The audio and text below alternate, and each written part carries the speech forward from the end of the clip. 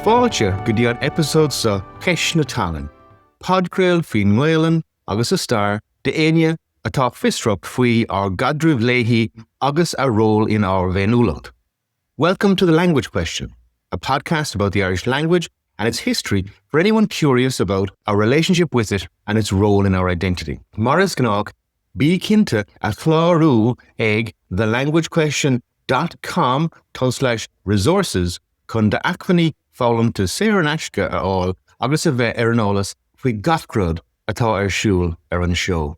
As usual, please be sure to sign up at thelanguagequestion.com/resources to be sure to get your complimentary, valuable learning resources and to stay up to date, upcoming episodes, guests, and to receive exclusive content. Peish Gale, Shulling, Gomwina tú Sultas. Anyhow, here goes. I hope you enjoy it. Colm Ó Broin is an Irish speaker from Clondalkin in Dublin who works for the Irish language newspapers Law and Gael Scale and who has written articles about the language for the Journal.ie, Shopton and the Irish Times. He has a long-standing interest in the underlying attitudes people in Ireland have to the language and how they affect their interactions with it. As part of this, he runs a campaign with Conradh na Gaeilge that tackles some of the myths and misconceptions about Irish, which has included public talks, webinars and a TED Talk. He is a strong advocate of the Gaelscoil movement and spent some years as Cathaoirleach of Coiste Gaeilge Winter Chronáin, a community group in Clondalkin that promotes the Irish language and has recently been researching the dialects of Irish historically spoken in Leinster. A Colm a chora tá fáilte is fiche ród go dtí an show agus tám tharbheith buíoch díot as a bheith linn. Gur míle mágad in agus gur mágad don chuireamh an seo. Well, we are genuinely delighted to have you with us, Colm, and thank you so much for taking the time to join us to have this conversation. I'm really looking forward to it and have been for some time. What I'd like to do, Colm, as I do with all of our guests here at the beginning, is, I suppose, to go back to the beginning. And just I'd love if you would just talk to us about what has Irish looked like in your life growing up and how that evolved from then on in your life.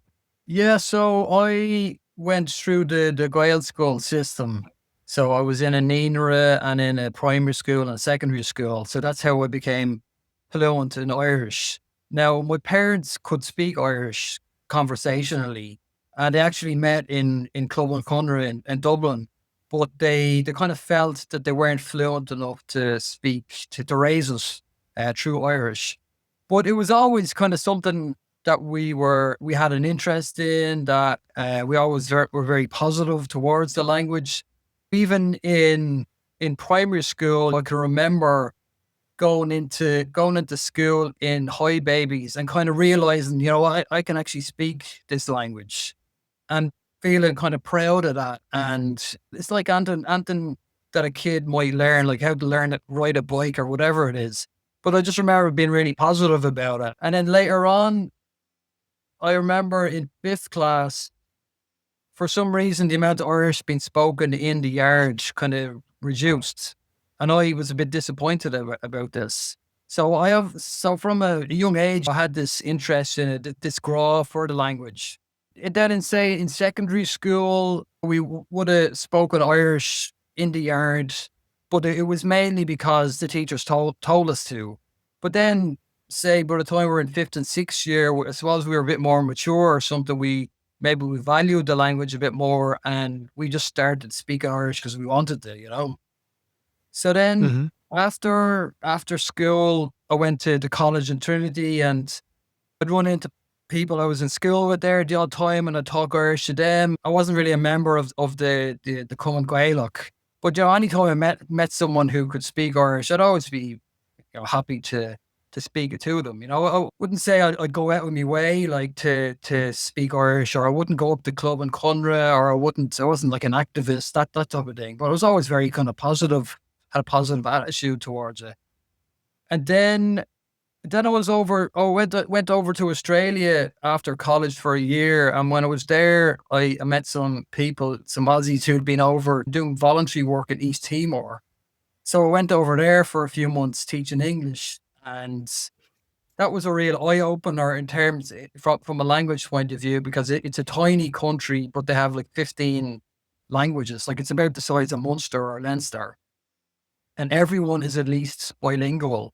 They all speak their local language. There's a lingua franca that's spoken in the city, so everyone knows that's the second language. A lot of people spoke Indonesian because they were occupied by Indonesia. A lot of the older people spoke Portuguese because it used to be a Portuguese colony. And then they also might know one or two of the other local languages. So, I was surrounded by people who were totally bilingual, trilingual, and even more. And a lot of them maybe hadn't even been to school or maybe done primary school. And it just got me thinking, like, why do we make such a song and dance of it in Ireland about just being bilingual when it shouldn't be as complicated as we make it, or there shouldn't be so much kind of heartache and crockery about. So that definitely kind of spurred me on a bit more when I came home to want to do something with the Irish language. So I did a course in communications down in Galway, and then I started working for some Irish language newspapers, the ones you mentioned, Law and Grange. So yeah, just the rare Haley, just my interest and my involvement in with the language, with the Irish speaking community, just kind of grew and grew over the years. And then I looked into campaign with Conran na Gaeilge, so I suppose that's probably my main kind of interaction with the language at the moment. Sure, sure. So you've been immersed in the language from primary school, effectively. And so what did that look like then outside of school? Was Irish the language of the household at home? No, it wasn't. Yeah, so as I was saying, like my parents, they just didn't think they were fluent enough, so to raise us through Irish. So we were raised speaking English at home. But interestingly, over the past maybe 10 years or so, we've kind of turned into an Irish speaking household. So with my parents, with my brothers, and with my sister, now we speak Irish most of the time. So it was a kind of a decision well, I'm not sure when it happened exactly or how, but I would say nowadays, most of the time we would speak Irish to each other. And then all Okay. the next generation, like, would all go to Gael School, and then so I'd speak Irish with my nieces and nephews, and with my own kids as well. And with your own kids, I mean, do you speak, is your household, do you speak in your daily life, would Irish be your kind of ordinary language of communication, or is it something that you just kind of go into for specific purposes? No, well, I speak Irish at home all the time. My wife is an Irish teacher, so she's fluent, and then I speak Irish to her and to my two boys as well. So, yeah, I mean, I'm speaking Wonderful. Irish every day of the week, basically. And Clondalkin, where you are from, is there a strong Irish language kind of community there? I get the feeling that's something you've been heavily involved. I know you've been coherent of the Irish language community there and so on. What does that look like? So it's an interesting question because, people will often mention Clondalkin as a kind of an area where Irish is stronger than other places, and that there's a Irish language community there. So, I mean, that is absolutely true. That there's Muintir Cronan has been working with the Irish language for 50 years, more than 50 years now. So it's set up three different bunscoilena, so two in Clondalkin and one in Rathcoole, and then there's a secondary school as well. Then there's Oris Cronon, which is an Irish cultural centre. So I mean, there's loads of people in Clondalkin who speak Irish. There's a group who would go to a lot of events in Oris Cronon and be heavily involved, and a group of Irish speakers, and be heavily involved in a lot of community kind of events, St. Patrick's Day parade, or a lot of stuff that's happened with St. Bridget's Day in the last few years. A lot of their work around getting an interpretive centre at the Round Tower in Clondalkin. So there is a group of Irish speakers who are kind of active in that way. And then, like, there's an Irish language mass, every Sunday. And then there's lots of people around who went through the Gael school system. Now, or what I mean, it's not a Gael talk. It's not. I'm not sure how you would define it. I mean, it has the leaner Gaeilge status, which is something that the government brought in a few years ago. But like, if you're walking around Clondalkin, you might hear some Irish spoken the odd time, but it wouldn't be very regular thing. I'm just fascinated by that, and that's why I just wanted to kind of just probe into that a little bit because it's I have a memory of being down in West Kerry actually one summer a few years ago and meeting a man, and he was from Clondalk, and I was just curious. You know, it seems that there is a strong Irish, you know, core there. And it's something that you don't often necessarily kind of you think of. I know you're saying it's not a Gaeltacht, but there is a strong Irish language ethos, and there's those initiatives going on around the place, and that's just absolutely fantastic to hear about. But what does that look like? Because one of the biggest challenges I face as a learner on a daily basis is opportunities to use the language in my just daily life as I go about things without making a bit of a song and dance about it and maybe imposing it on anyone else. But does that arise in Cloggan? Do you have the opportunity to speak Irish? I mean, outside of your household, and are there places that you go that you know that you're going to meet or have a good chance of meeting people who you'll be able to have a conversation, ask Gaeilge and so on? I don't know if I'd say a good chance, but maybe like an increased chance. So there's a bar in Irish Crowlon, and most of the time, most of the bar staff there can speak Irish. Obviously, bar staff can change a lot, and it's not always easy to get bar staff, let alone bar staff with Irish. But a lot of the time, the staff there will speak Irish, and you might just meet someone in Irish Crowlon who you know speaks Irish. You might just meet them in the shops or whatever. But yeah, it's not like a Gaeltacht where you're going to be meeting people every day or on a regular basis, you know. Where it's a community language, shall we say? Yeah, I mean, you still so that there is still a need for, you know, Irish language events to be organized. You know, if you really want to meet people who speak Irish, there's like a Circle Cora, and then there's like a cards night as well down at the Oris. So it still needs that bit of organization. I mean, there's a few things I tried while I was on the Quiz de Gaeilge, like giving out badges during Shockton de Gaeilge to all the staff in the shops, and because you'd have a lot of ex pupils from the Gael school working in the shops.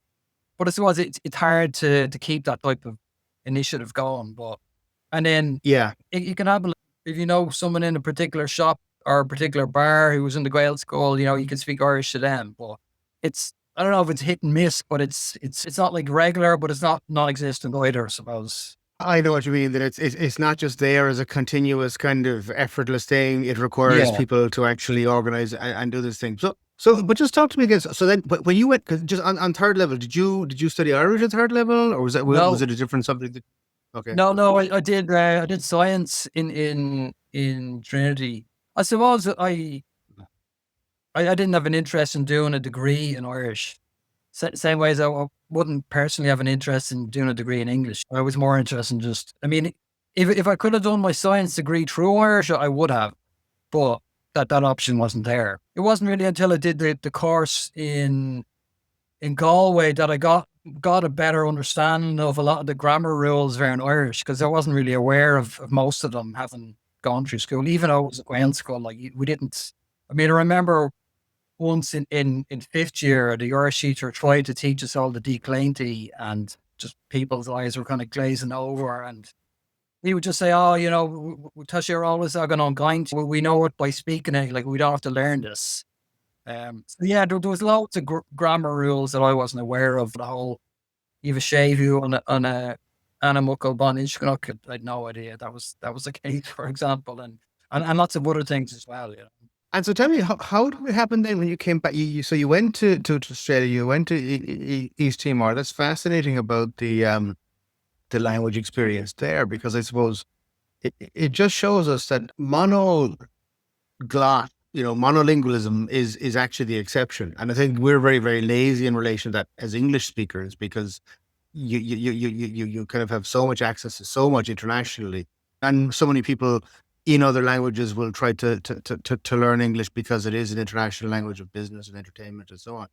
But the natural kind of state really is multilingualism, as you mentioned there in East Europe, where people are living in and you mentioned the idea of having a local language, a lingua franca, and then different colonial languages for political reasons.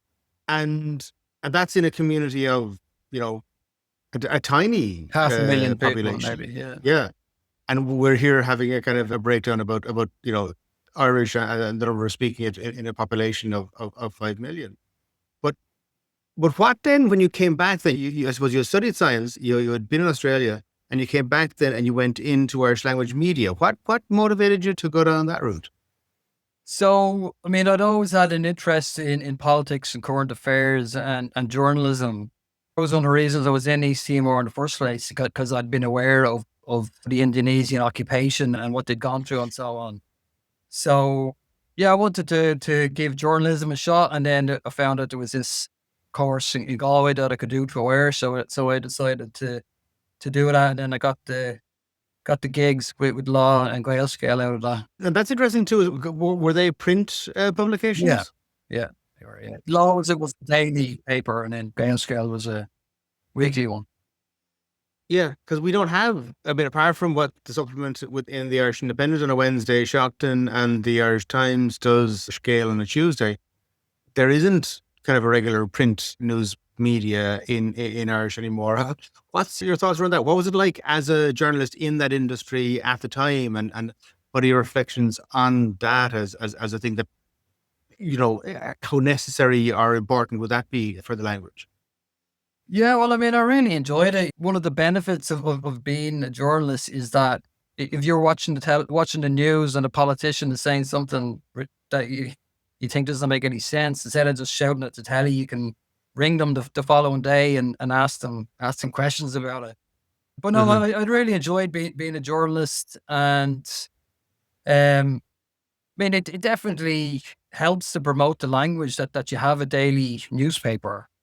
But obviously, it's very difficult with a minority language that to keep a daily newspaper on the go. There was or there probably still is there's a European organization of daily minority newspapers. And we were at a few conferences, and nearly all of them were getting some sort of funding from their local governments.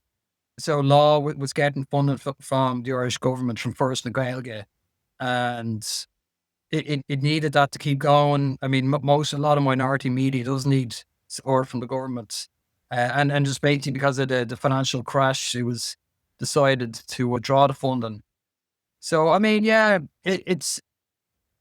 I mean, I don't think that there's ever going to be a daily printed newspaper in the Irish language in the future. I mean, given what's happening to English language papers, let alone minority language papers. So yeah, I mean, I suppose it's a pity it no longer exists, but I suppose we just have to move on and make the best of it.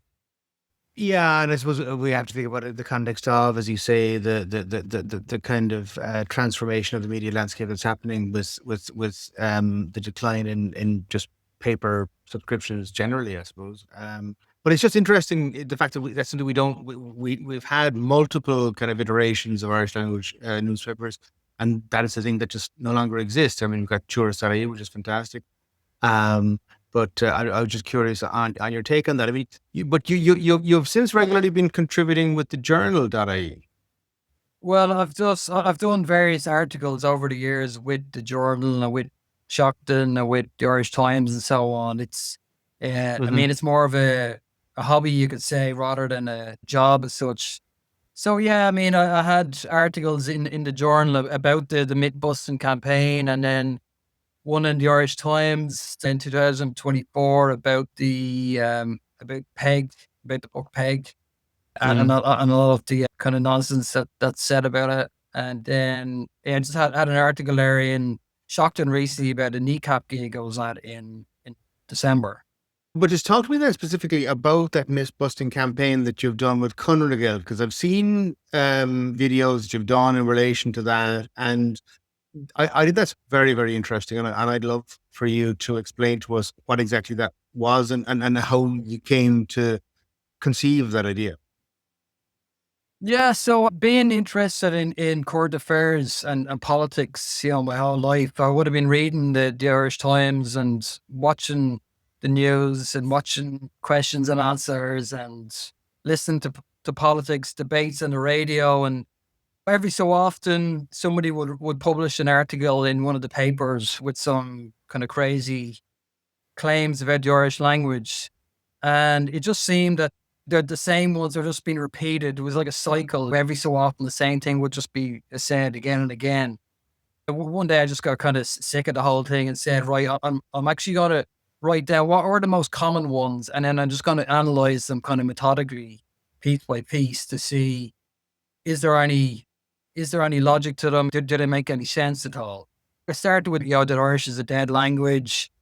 Then the next one was about the Irish has lots of made up words. This thing of the telephone and taxi and law on a bus and this type Mhm. of thing. Uh, and then other ones are around, the Irish was associated with poverty. We'd be poor if we spoke Irish instead of English. The Gael Skull and our elitists, that's a fairly new one. Then Republicans have hijacked the language. Another one is around the newest one is about the Irish language names and how we're told that they're not logical or they're not phonetic and so on. And then other ones then about, say, the amount of public spending on the Irish language or services being provided to Irish, or Irish being an official language of the EU. And then another one was around this idea of that Irish isn't somehow connected to kind of social conservatism or the Catholic Church in some way, or social repression in some way that you do come across every so often. So yeah, I wrote out all these different ones. Then I've done various public talks about them. I've done videos of Conan na Gaeilge, which they put on YouTube, kind of short videos. I've done webinars, did a TED talk as well. And then I've done a package for for teachers. So if teachers are hearing these things in their class, they can, use have like a PowerPoint for them that they can then go through the different myths with their students. So the like the it's also there's two reasons for it. One is that like I just any type of illogical argument just annoys me. It doesn't have to be about the Irish language. It could be anything about climate change or whatever the case may be. But then the other was what I kind of realized was when I started off, it was very much kind of focused on each particular one. But by the end of it, I was kind of beginning to realize, well, why do these exist in the first place? Why are there so many of these myths about the Irish language? Why have they been around for so long? I mean, some of them are hundreds of years old. Why are new ones being invented as well? And what does that tell us about kind of attitudes to the language and claims? Would you mind just telling us your take on that? Because for people, let's say, who haven't maybe seen the videos or whatever, where do you think that comes from? So if somebody is making a claim about anything and it doesn't actually make any sense, there's no logic behind it. They're not having a go at something in particular for no reason, even if the stated reason doesn't make any sense. So what it showed to me is that there's a kind of there is an underlying hostility among some people towards the Irish language. Now there can be various sources of that. I mean, some of it is just a kind of a thing where claims just get repeated. And once they get repeated often enough, people just believe them. So hear often enough that, Gael Skull are all middle class, then they might just end up believing it and just repeat it and said, oh, well, I heard Gael Skull are all middle class. And that's just a belief that they come to have. I mean, there is definite prejudice. I mean, one of the things I did as part of the campaign was I did a thread on Twitter of quotes from articles in the media about the Irish language, and some of them are just atrocious. They're really bigoted and prejudiced and making all sorts of comparing Irish speakers to Nazis, Taliban, Stalinists, terrorists. One of the worst ones I think was a few years back there was a few secondary schools being amalgamated in Dingle, and I think maybe one of them might have been teaching through English, but the amalgamated school was going to be teaching through Irish. So some of the parents were kind of protested about this, and there was various stories in the newspaper. Um, but the examiner had an editorial that said that the school was setting itself up as a Finsbury Park mosque by the sea.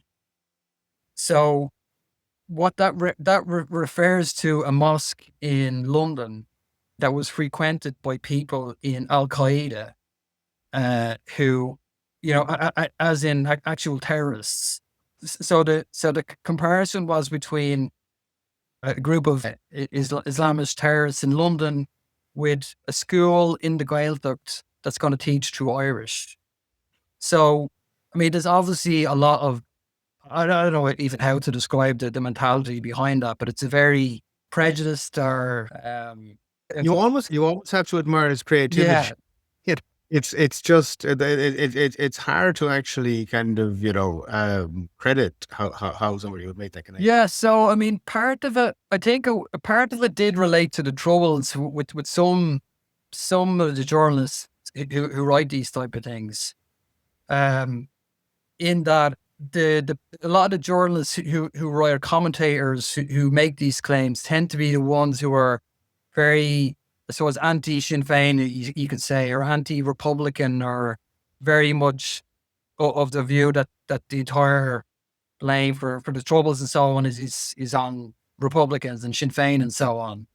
And for some reason, they seem to think that the Irish language was, I don't know, did they think it was part of that in some way? But there's definitely a strong crossover between people complaining about people with those types of attitudes and these attacks on the Irish language. But then I mentioned that some of these beliefs are hundreds of years old. So this idea about Irish being like a peasant language, like that goes back to the 18th century at least. It could even be older. And one thing I'm really interested in is the reasons why people stopped speaking Irish in the first place, because I think that that's still relevant today. Because if some of those reasons still exist today, then it doesn't matter how much you promote the Irish language to people with those beliefs. They're not going to engage with it. So, like, if you look back at the historic record, you see like there's a lot of the quotes from the time will say, from Daniel O'Connell, will say, well, it's just useless because it has no practical purpose. But then a lot of other quotes refer to shame around the language, or that there's all these negative connotations around it. So, like, Thomas Davis said in the 1840s that the middle class people think it's a sign of vulgarity to speak Irish. So that's a bit of an odd opinion to have. Why would an Irish person think it's a sign of vulgarity to speak Irish? But those types of beliefs led to people not speaking Irish to their children. So I think there's a strong chance that those beliefs were carried down through the generations. And in today's society, that they're kind of manifested by a lot of these other kind of claims that we hear about the Irish language. It just comes from this kind of general negativity about Irish, but it may come out in things Mm. like, oh, well, it has lots of made up words, or the phonetics don't make any sense, and that type of thing. And how do you counter those kinds of tropes then, Colm? What's because that's obviously based on, well, obviously, it seems to me to be based on ignorance and certain kind of just repetition of these as he myths and misconceptions. How do you counter that then? So normally just with kind of basic facts and logic. So and well, the basic rule of thumb I have, which you can apply to any claim about the Irish language, is, does this claim make sense with other languages? So if it's true in the case of Irish, is it true? Do you apply the same rule to other languages? So if you're going to say Irish is dead, then that would mean that most of the world's languages are dead. because there's more fluent Irish speakers than most of the world's languages, which doesn't make any sense at all. Or if you're going to say, well, like Irish has lots of made up words, then we just need to look at other languages, look at English, look at French, look at German. Like they all borrow words from other languages. So the thing about the Irish language names, this is probably the newest one. And I suppose it's a good lesson in never accepting the premise of what of the claim in the first place. Always question the claim. Does the claim make any sense in the first place? So if we're saying that our Irish names aren't phonetic, so I've heard people with Irish names saying, "Oh, it's not pronounced the way it's spelled," and then people will make a big deal out of the fact that the name Neve has an MH in it. And they say, well, how can MH sound like a V? That doesn't make any sense. And when I kind of started hearing this claim, my kind of initial reaction was, yeah, well, it's true, but who cares? It's our language, so we should be proud of it anyway. But then I just kind of noticed, like, the name John has a H in it. And we don't pronounce that H, and we don't even notice it's there. And the thing with the MH is, so, the name Stephen has a PH in it, and that's a V. But then Stephanie has a PH in it, and that's an F. And then Charles is CH, so that's a ch sound. But then Michael is a different sound. Michelle is a different sound. So you basically just go through all the English lot of English names, and you can see the fact that they're not any more logical or phonetic than Irish names. I mean, the example that I continually choose is Worcester sauce. Yeah, that's true, but it's even more than that. But I suppose the thing about it is that I find fascinating, Colm, is that, I mean, if you say, oh, it's not phonetic, but it's not phonetic if you're using the phonetics of English to try and understand the Irish word. Yeah. I mean, it's like, I mean, yeah, of course, MH, that's what it's a V sound. And I mean, because another one that was mentioned recently was Saoirse. And people say, oh, it blows their complete mind that Saoirse, there's S with it's a seer, and then it's S as a sh. And you go, well, that's because the first S is broad and the second S is quail. And so the first S is seer and the second S is sh. And that, in the context of the phonetics of the Irish language, is absolutely, just bog standard, plain, simple, consistent every single time you see it. But we're being asked to justify it in the context of an English language. Yeah, no, absolutely. Like I definitely point that out. It doesn't make any sense to use, English pronunciation with Irish names the same way. We don't use English pronunciation with French names. We say Francois. We don't say Frank Ice. But the thing is, it's not just for your Worcester sauce and your Leicester. It's all of English spelling, basically. I mean, it's just chock-a-block of words or letters that aren't pronounced, or silence, or other combinations of letters that don't make any sense. So all the words that end in TION, like definition, information, so that TION is spelled SHUN. So if you were to apply the same logic to English, you wouldn't even understand it, even the word know, KNOW. Now the thing is, once you see this in English, you can't unsee it. If I'm reading English these days, a lot of the times I can see, I am pronouncing it phonetically because now I can see that. Whereas beforehand, it's just something you're totally oblivious to. But it comes from the kind of an attitude that English is normal and everything else is not normal. Isn't that the essence of the point? It's the kind of this cultural hegemony that English is normal and everything else then is deviating from that norm. Yeah, no, that's it totally. Like, the name Hugh, and the Irish for Hugh is AODH, but then Hugh, HUGH.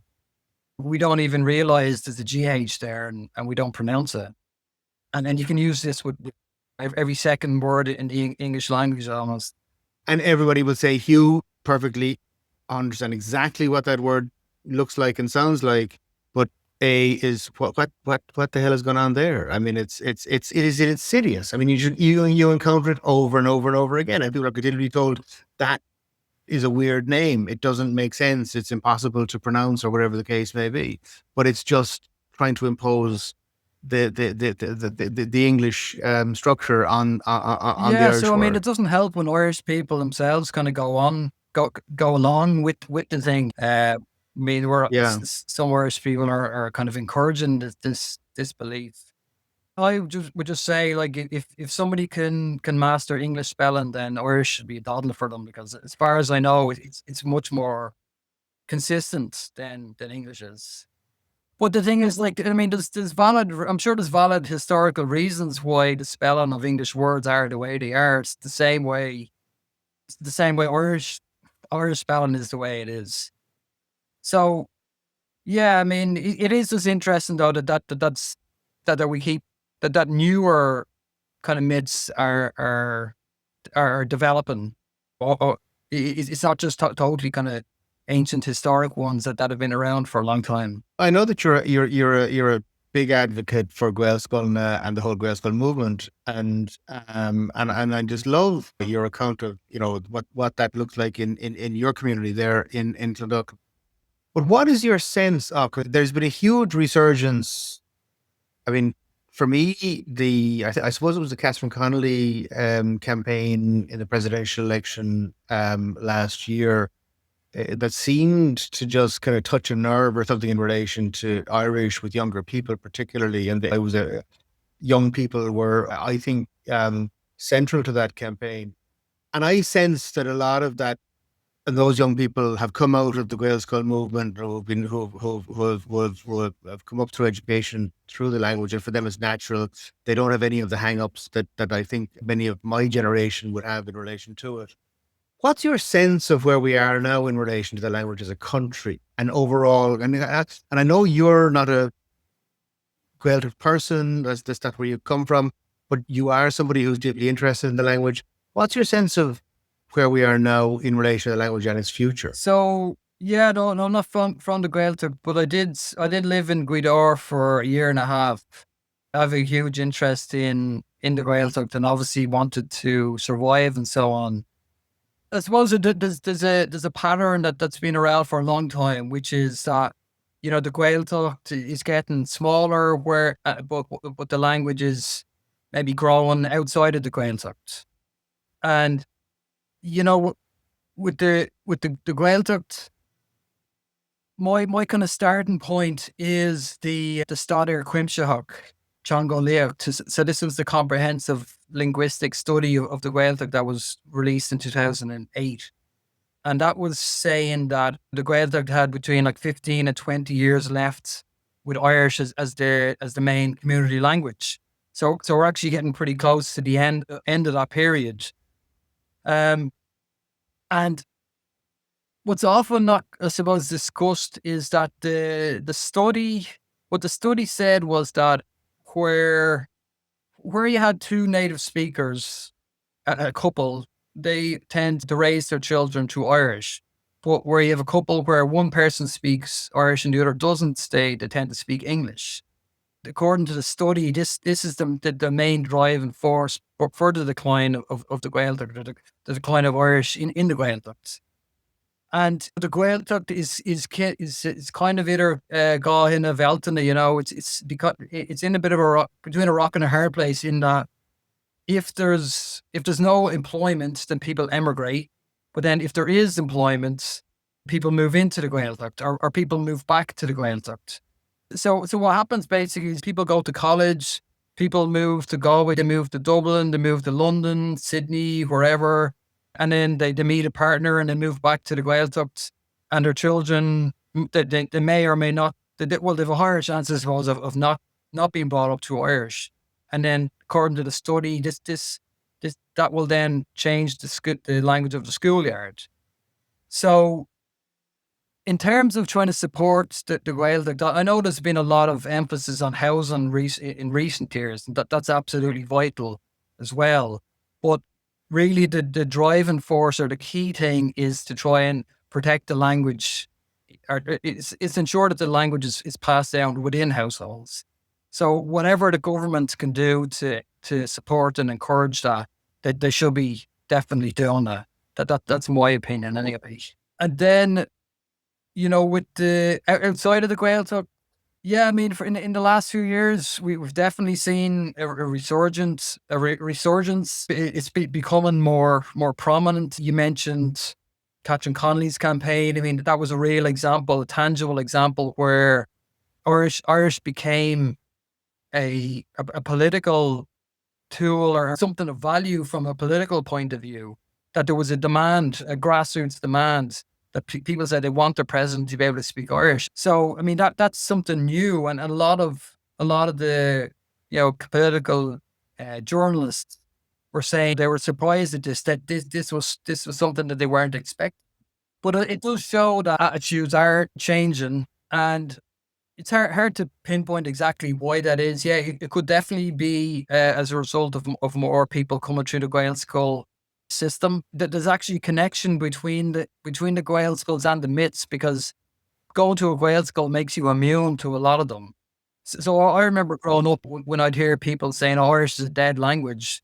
And I'd be thinking, well, like I speak Irish fluently every 5 days a week, so how can it be dead? Or people say, "Oh, well, the only people who speak Irish are fishermen down on the west coast," and I'm thinking, well, that's not me, and I speak Irish, so that doesn't make any sense, you know. Uh, so in ways, I think it should always be the natural state of things that Irish people would have a positive attitude towards the Irish language. I mean, if Irish people don't, then something has gone astray along the way. So I think a lot of it is this kind of colonial thing where slowly, where there was all these negative beliefs about the language in the 17th, 18th, 19th century, and that they've continued, but they're reducing basically, or they're fading away. The rare Gaelic. And what about, okay, so you obviously been, this is something you've dedicated a huge amount of your time and life to. What kind of feedback have you had from people, let's say, who would be your target audience, people who maybe, labor under these myths or misconceptions? What reaction do you get from people when you go with that message? Yeah, I mean, it's a very positive reaction. People will say, "Oh, I haven't thought about that before," or it just kind of opens their eyes, and a lot of the time. And then from Irish speakers themselves, that they seem to get a lot of kind of encouragement from it, or a kind of a morale boost from it as well. One of the reasons why I'm interested in where these attitudes come from, and the historic attitudes, is because there are a lot of rules that people have around language, and kind of the ironic thing is that they're unspoken. So I'll give an example from English. So let's say you were to turn on the 6-1 news tomorrow, and they had like a new presenter on reading the news, and he was very articulate and so on, but he had an accent similar to Michael Healy Ray. Now, if that was to occur, heads all over Ireland would just explode, because we have this rule in Ireland that if you're reading the news, you have to have a certain accent.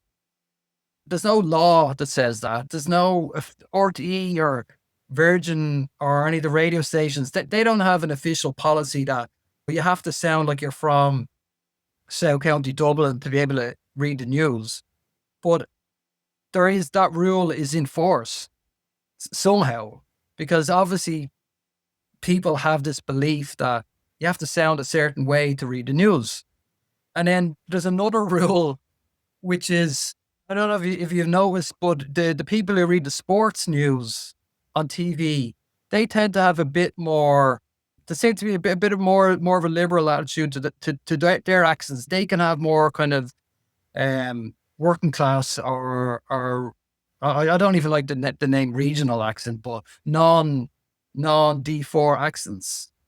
So like there's obviously this kind of rule that's being enforced somehow for that to come about. And I remember years ago, so you might remember the late 80s when local radio kind of came on the scene. And at the time, like I was in primary school, but this was really exciting for me for whatever reason. You know, we had all these new stations, and I just remember being on holiday down in Cork and asking my dad, like, to turn on the local radio and fully expecting to hear a Cork accent. And then what I heard was the exact same accents that were on the Dublin radio stations. The mid-Atlantic kind of accent. Yes. So that just kind of blew my mind at the time. It really kind of stood out. Like, why is that happening? So there are these rules that we have around language, around accents. There's a lot of Yeah. people when people are talking about like say Irish is the shame and associated with poverty. What I always point out is that that's actually a very common belief that people can have. So it's found all over the world where you have with minority languages, and it's found with say dialects, say like in Italy or Germany or France, and then it's also found just with accents in Ireland or in England and so on. So we associate different accents with different things. The result of that is people with certain accents are excluded from. You're not allowed to read the news, or you're not allowed to do X, Y, and Z. And then people end up changing their accents because of that. So, I mean, people sometimes talk about accents dying or accent leveling and so on, as if it's a kind of just a natural process, like birds migrating or something. It can also be a very conscious thing.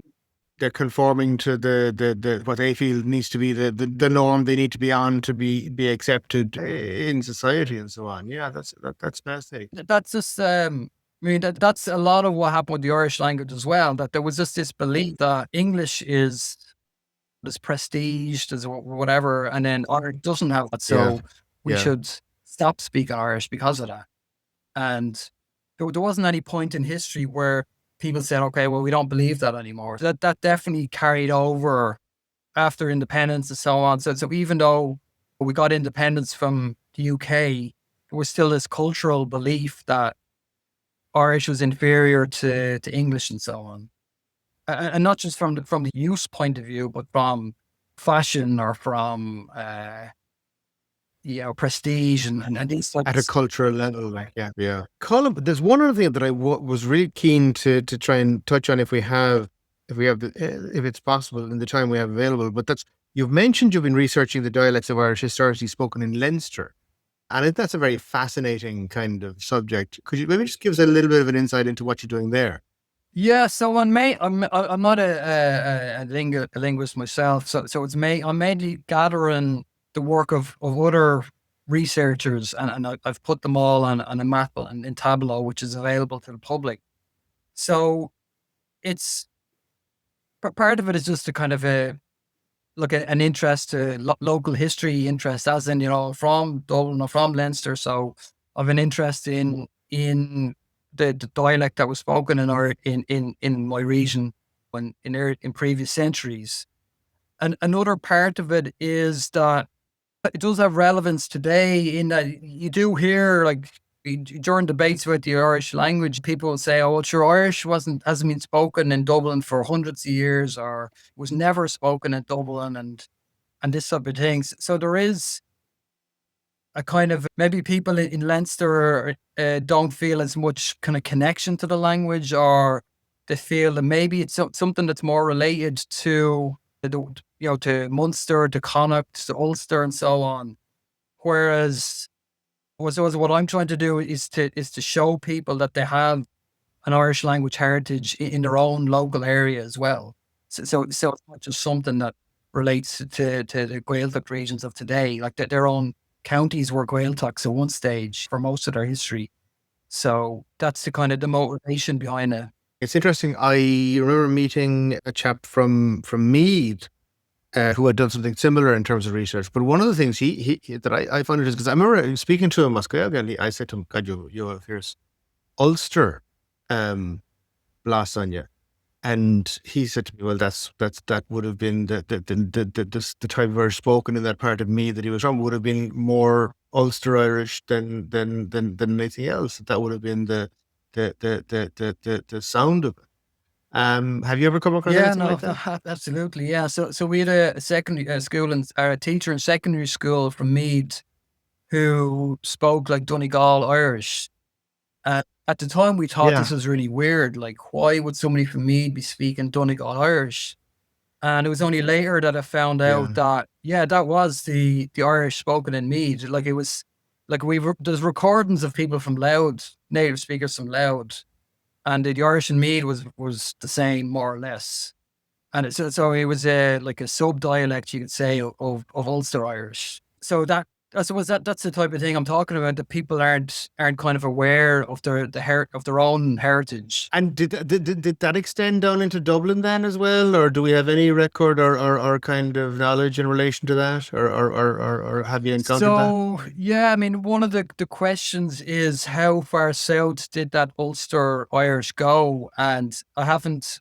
Nobody seems to know really. Theories like my kind of starting point was a book called Starred in the Gaeilge, which was published in Oh 1994, and there yes. was an article in there by Professor Nicholas Williams, and his theory was that like Louth and Mead were obviously kind of an Ulster type of Irish. There's recordings from Kilkenny that show that was more like Munster, but then his theory is that the rest of Leinster was more similar to Connacht Irish, and he had various kind of linguistic reasons for believing that. But I've come across a few academic papers since then that don't agree with that. So it's a bit of a grey area, I suppose, as well as just around people's history and have a connection with the language. It does have, you know, you actually have a big advantage over, say, a lot of learners in Leinster because when you're from Cork, there is a living dialect of Cork. You can go there and speak to native speakers. You can go to Cork Green and speak to people who are speaking a very similar dialect. Whereas people in Leinster, they're learning a mix of dialects, and I mean, so I have a mix of dialects, and I can't go anywhere to speak to a native speaker who speaks like that.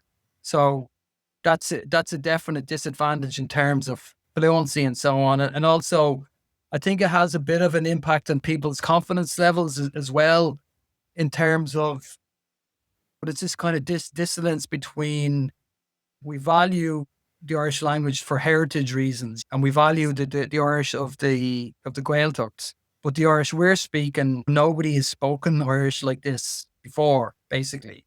So that Mm, can create a mm, bit of mm. dissonance. So I think one of the aims of what I'm doing is to show to teach people a bit about their own heritage, if they want to. As far as I know, in a lot of colleges, you have to pick a dialect to focus on. If people are in UCD or Trinity and they're told they have to do this, at least then they might have a bit of context about what was their own local dialect. So I suppose just one thing I wanted to kind of mention as well so with all these kind of myths that I'm talking about, my first kind of thing is to always question the assumptions behind the claim. People will say like, "Oh, Irish is useless," so there's no practical benefit to speak Irish.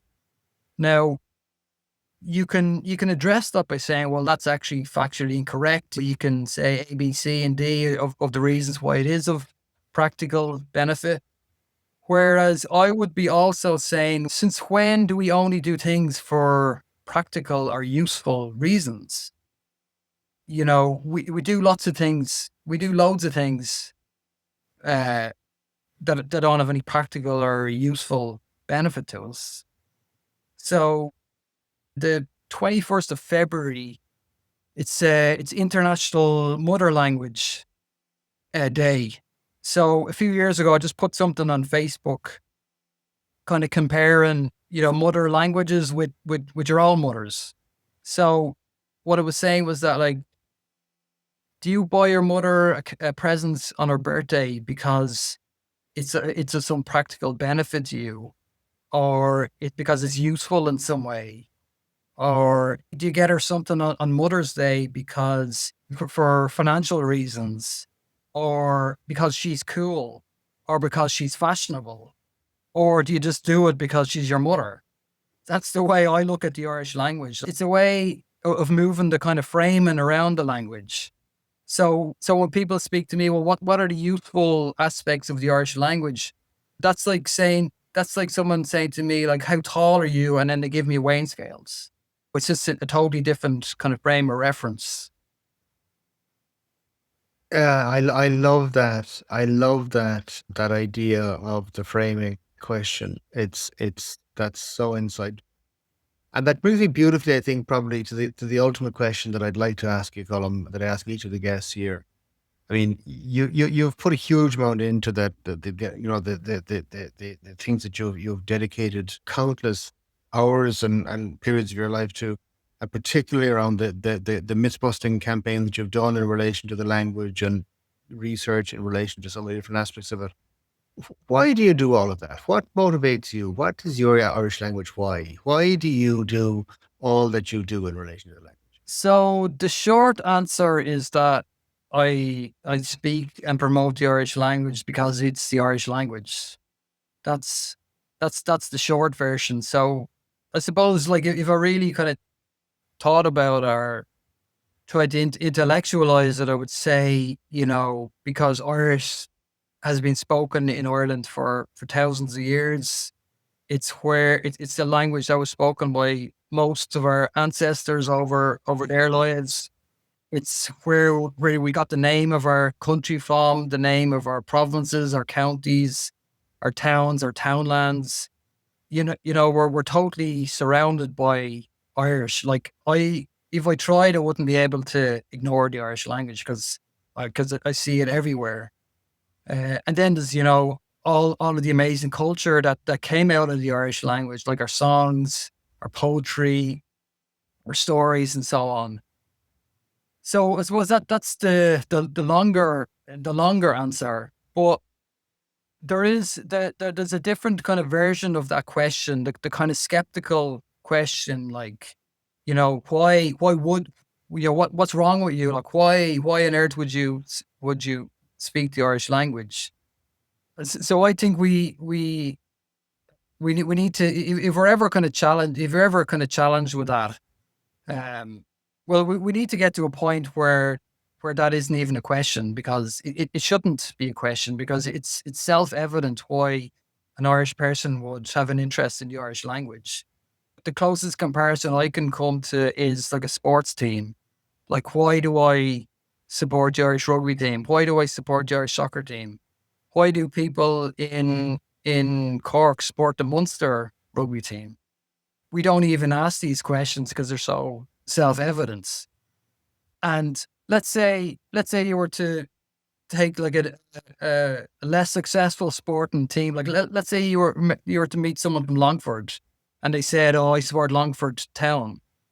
Like, nobody would say, "Well, why? Like, why do you support Longford Town?" I mean, it's just it's so obvious. The person's from Longford, so they support Longford Town. So it's the same with Irish. It shouldn't even be a question. It's so self-evident. I love that. I love that, Colm. I mean, again, a wonderful reframing of the question, and a beautiful answer to it. A Colm a cara when it's on soltas and scale around to lin gurv mila mahagat flishin berbua agus banat. Garmila Magad. Thanks for listening. Gurv mila mahagat asave eshta. I hope you enjoyed this episode. I would really appreciate your feedback and would be eternally grateful if you would follow, rate, and review the show. Please also be sure to sign up at thelanguagequestion.com/resources to get your free valuable learning resources and to stay up to date with upcoming episodes, guests, and to receive exclusive content. Slán